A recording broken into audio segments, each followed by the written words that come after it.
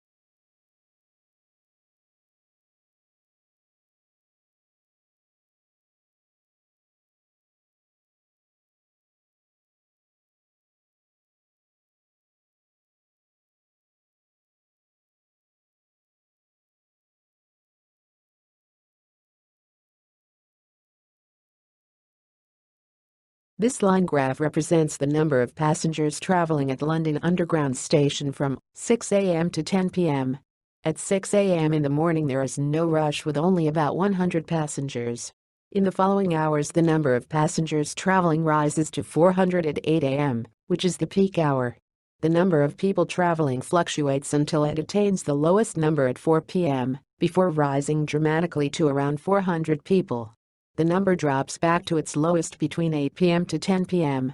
In conclusion, the two peaks represent the employees traveling to and from their work.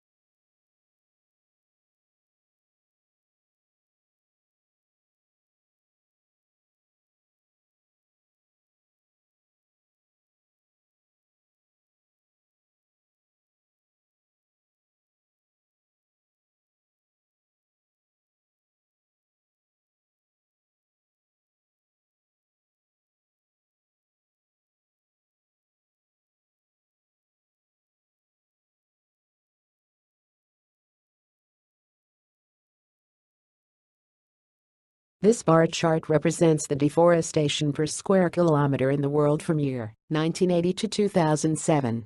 During 1980, about 2 million square kilometer land was logged.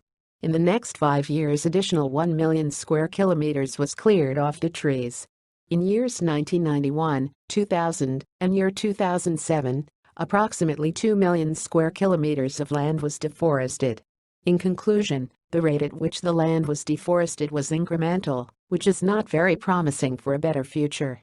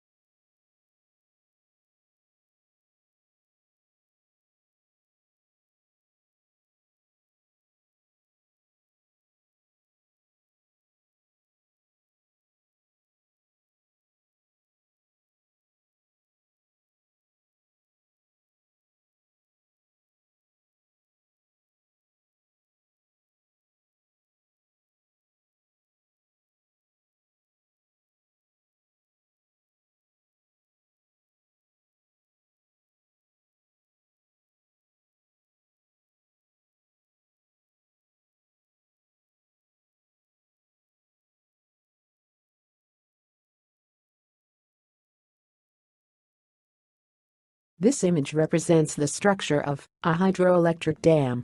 There is a water reservoir at one side of a dam where it is stored. The water is taken in from the intake, and through the penstock it leads to the turbine and rotates it. The turbine is connected to the generator where electricity is generated. The powerhouse where the generator is located also has power lines to distribute the electricity through the long distances. The water that comes out of the turbine is released in the river. In conclusion, this renewable source of energy seems to be very lucrative and efficient, which enlightens our daily life.